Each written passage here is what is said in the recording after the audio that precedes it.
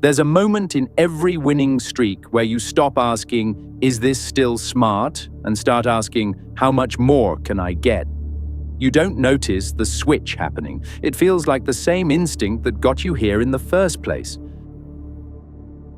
But that switch has a cost, and there's a king who paid it 3,000 years before the first stock market ever existed. We're taught that wanting more is just ambition, that it's always good as long as you can afford it. But there's a specific moment where more stops being a goal and starts being a trap. And it has nothing to do with how much you already have.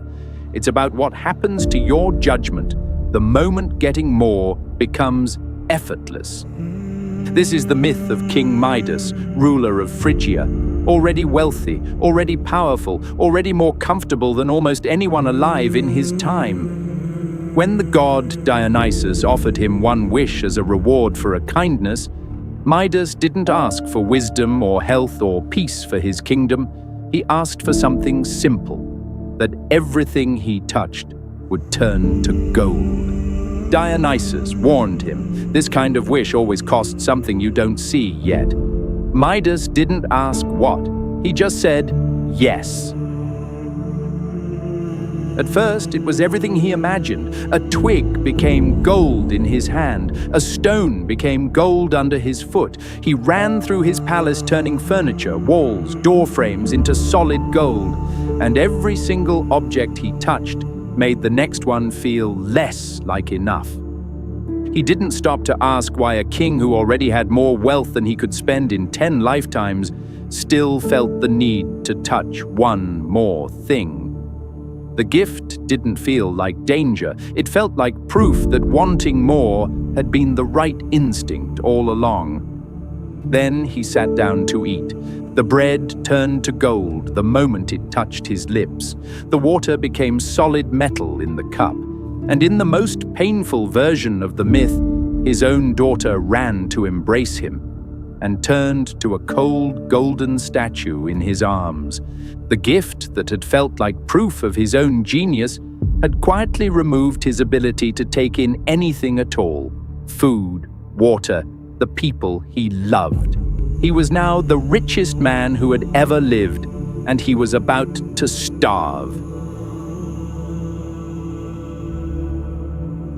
So why didn't Midas stop the first time something went wrong? Here's what's actually happening.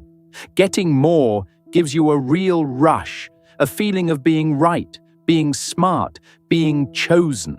That rush quietly turns down the part of you that asks, do I actually need this? Or do I just want the feeling of getting it? With that question turned down, enough stops being a number you can name. It becomes a feeling that keeps moving every time you reach it, and once enough can't be named, you don't notice you've already passed it until something you actually needed is gone. This is the Midas pattern, and it runs the same way every time. Getting more gives you a rush. That rush quietly turns off the part of you that asks if you actually need it. With that switched off, enough stops being something you can name, and once it can't be named, you don't notice you've gone too far until something you needed is already gone. Here's the whole pattern in one line. Wanting more grows faster than your ability to tell when more has stopped helping you. Midas isn't a metaphor for this, he's the first version of it. Every fortune built past the point of usefulness, every gain that quietly cost something irreplaceable, runs on the exact same pattern. You don't need a myth to see this. It shows up anywhere. Getting more removes someone's ability to ask if they should stop. A trader turns one good month into a habit of putting everything back in because pulling money out starts to feel like leaving gold on the table.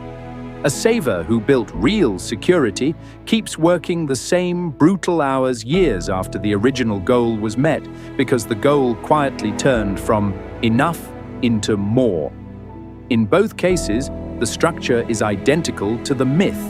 A number that used to mean "I'm safe" stopped meaning anything at all. Too Real examples make this easy to see. In the late 1990s, investors poured money into internet companies with little or no profit, convinced that the rules of ordinary business no longer applied. One company with about $13 million in actual revenue was bought for $5.7 billion. Not because the math made sense, but because the feeling of being right had replaced the math entirely. When the dot-com bubble collapsed in 2000, more than $5 trillion in value disappeared within 2 years.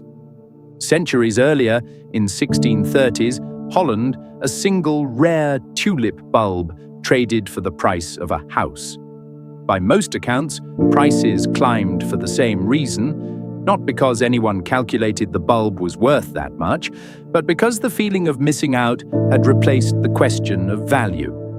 Within weeks, in 1637, that value collapsed by as much as 90%. Both stories ran on the same mechanism as the myth. The reward stopped being the point. The reaching became the point. Here's the paradox underneath this. The same drive that builds real wealth is the same drive that can't tell you when to stop building it. There's no amount of success that automatically teaches you where enough is. But there is one thing that decides whether this happens to you, whether you name your enough before you get there or wait to feel it. Midas asked for a gift with no limit and found out the cost only after it was already happening to people he loved. The investors in 2000, the tulip buyers in 1637, none of them had a number that would have told them to stop. They only had a feeling, and the feeling never says stop on its own.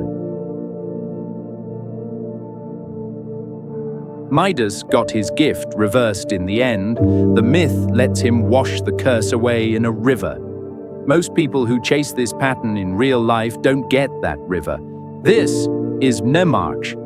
We look at the patterns behind human behavior, the same mistakes repeating, whether the costume is a myth, a market, or a memory.